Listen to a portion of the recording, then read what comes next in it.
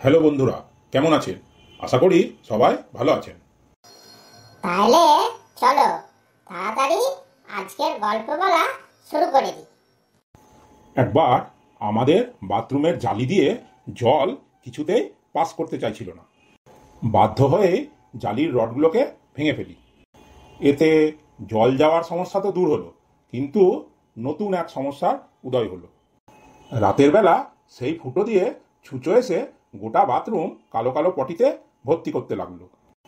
বাধ্য হয়ে একটা ইট দিয়ে বাথরুমের নালার মুখ বন্ধ করে রাখতে হলো।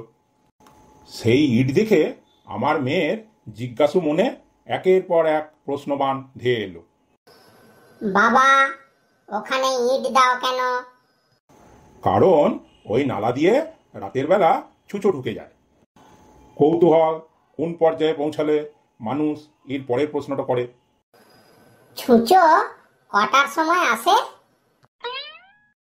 এইবার না ঘুমিয়ে সারা রাত জেগে থেকে ওয়াচ করতে হবে। ছুঁচো কখন বাথরুমের নালা দিয়ে ঝিঙ্কুনাকুর নাক্কুনাকুর করতে করতে এন্ট্রি মারছে। আসলে মেয়ে মনে করে তার বাবা হলো এনসাইক্লোপিডিয়া, যে কোনো প্রশ্নের চটজলদি জবাব বাবার কাছে আছে। আমিও আজকাল ওর সব প্রশ্নের জবাব দিয়ে দিই। ছুঁচো 11:10 বাথরুমে ঢোকে, আমি উত্তর দিলাম। নেক্সট প্রশ্ন, কটার সময় চলে যায়? 11:35। এতক্ষণ কি করে? ডিনার সেরে একটু পায়চারি করতে আসে। একা আসে? না, মাঝে মাঝে ওর গার্লফ্রেন্ডও আসে। গার্লফ্রেন্ডও পাইচারি করে? গার্লফ্রেন্ড এলে ওরা নাচ করে।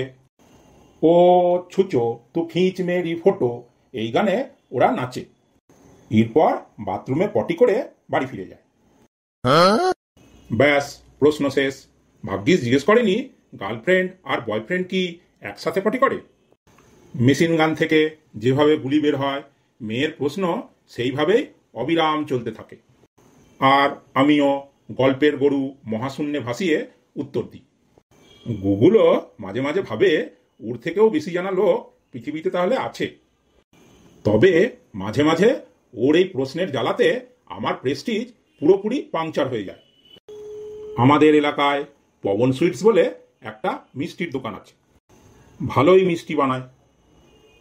মেয়ে জানে আমি পবনের দোকান থেকে মিষ্টি কিনে আনি।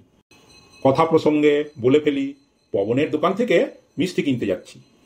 ভদ্রলোক বয়সে বড় হলেও এইরকম আমরা সচরাচর বলে থাকি। অমুকের মিষ্টির দোকান, অমুকের মুদিখানার দোকান, তমুকের স্টেশনারির দোকান ইত্যাদি। কি কুক্ষণে একবার মেয়েকে সঙ্গে নিয়ে সেই মিষ্টির দোকানে গেছিলাম মিষ্টি কিনতে। মিষ্টি কেনা শেষ হলে মেয়ে জিজ্ঞেস করে, এটাই পবনের দোকান? চমকে উঠে বলি, হ্যাঁ। কোনটা পবন? পবনবাবু তখন সামনে দাঁড়ায়। আমি লজ্জায় ল্যাংচা হয়ে মেয়েকে বলি, পবন জেঠুর দোকান। কাকু না জেঠু?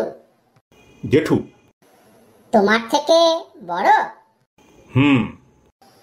তুমি তাহলে দাদা না বলে নাম ধরে ডাকো কেন?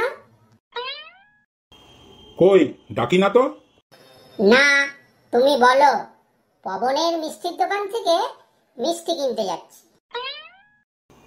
ওর হাত ধরে তাড়াতাড়ি দোকান থেকে বের করে নিয়ে আসি। পিছন ফিরে দেখি পবনবাবু শকুনের মতন হাসি দিচ্ছেন। আমিও একখানা চামচিকের মতন হাসি দিয়ে ব্যাপারটা ম্যানেজ করার চেষ্টা করলাম। বিশ্বাস করুন, এরপর 3 মাস সেই দোকানে মিষ্টি কিনতে যাইনি। বন্ধুরা, আজ তাহলে এই পর্যন্ত। ভিডিওটা কেমন লাগলো কমেন্টস করে জানাও। যদি ভালো লেগে থাকে তাহলে লাইক দেবে, শেয়ার করবে আর অবশ্যই চ্যানেলটাকে সাবস্ক্রাইব করবে। আজকের মতন আসছি, আবার দেখা হবে পরের ভিডিওতে।